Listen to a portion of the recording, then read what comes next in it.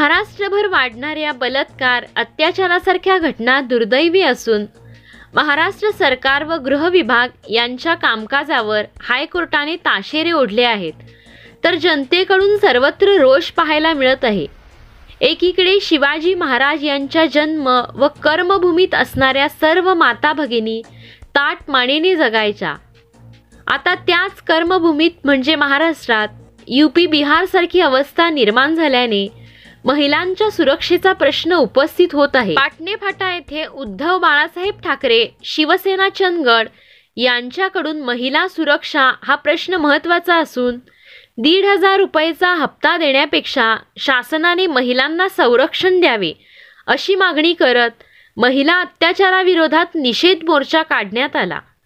वाढत्या महिला व लहान मुलींवर होणाऱ्या बलात्कार विरोधात महिला सुरक्षेसाठी हे सरकार कुचकामी आणि झोपी गेलेल्या मिंदे आणि फडणवीस सरकारला जागे करण्यासाठी आंदोलन करण्यात आल्याचे पदाधिकाऱ्यांकडून सांगण्यात आले। यावेळी या ठिकाणी जोरदार घोषणाबाजीही करण्यात आली व बदलापूर येथे झालेल्या घटनेचा निषेध व्यक्त करण्यात आला।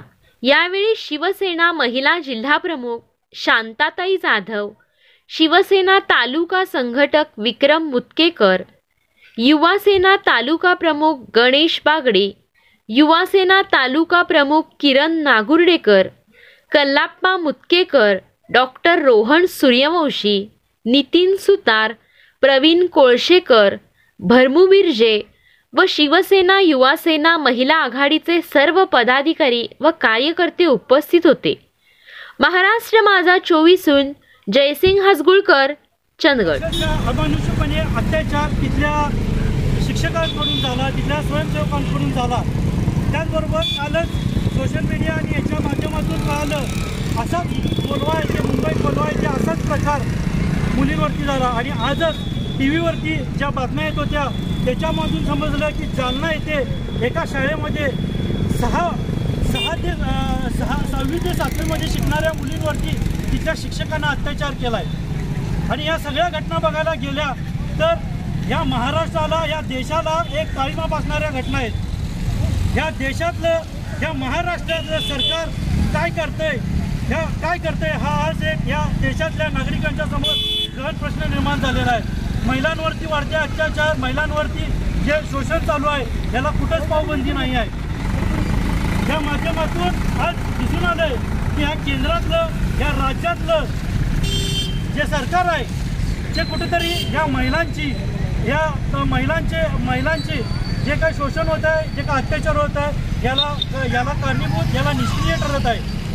आणि म्हणूनच आज आम्ही शिवसेना उद्धव बाळासाहेब ठाकरे या पक्षाच्या वतीनं आज चंदगड तालुक्यात आणि संपूर्ण महाराष्ट्रभर या घटनेचा निषेध नोंदवण्यासाठी ही निदर्शनं करत आहे।